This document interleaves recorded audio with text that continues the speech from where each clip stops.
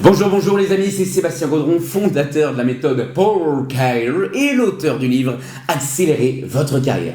J'espère que vous allez bien et aujourd'hui on va découvrir ensemble ce qu'est concrètement qu'une compétence professionnelle. Mais avant ça, bien entendu, jingle. Come on!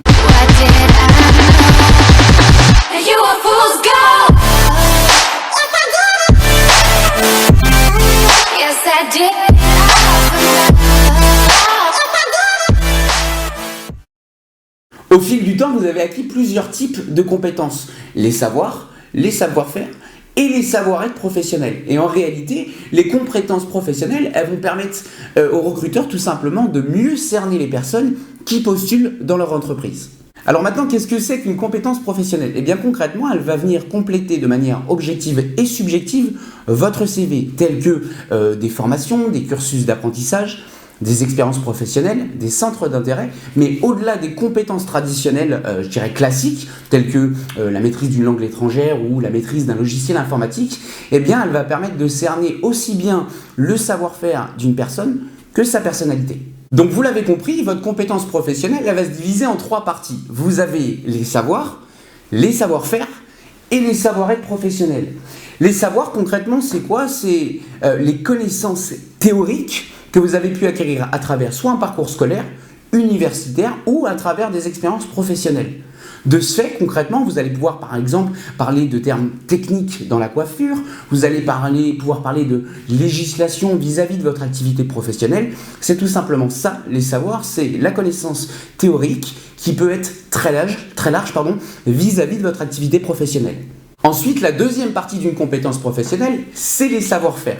C'est tout simplement les connaissances pratiques, c'est-à-dire la maîtrise d'un poste, d'un marché ou d'un produit spécifique. Concrètement, généralement, vous allez pouvoir les exprimer avec un verbe d'action.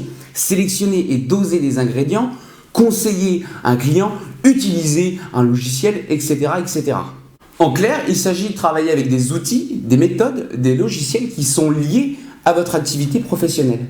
Et pour finir, la troisième partie de votre compétence professionnelle, ça sera les savoir-être professionnels qui finalement représentent un ensemble de manières d'agir et de capacités relationnelles utiles pour interagir dans votre contexte professionnel.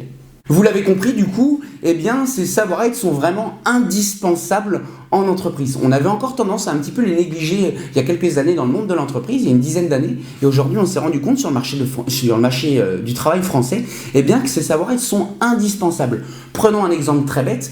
C'est pas parce que aujourd'hui vous avez quelqu'un qui va sortir d'une école de management, qui va sortir avec un master en management, qui sera bon manager. Parce qu'au-delà d'avoir les savoirs, au-delà d'avoir le savoir-faire, il faut avoir le savoir-être. Et chaque poste a, un savoir-être qui lui est attribué. Admettons, par exemple, le manager va avoir besoin de leadership, va avoir besoin d'une grande capacité d'adaptation. Et s'il n'a pas les savoir-être qui doivent être liés à son poste, à la maîtrise de son poste, eh bien naturellement, il ne sera pas aussi performant qu'il pourrait l'être. Chose très importante, chaque poste a ses savoir-être qui lui sont liés, d'accord?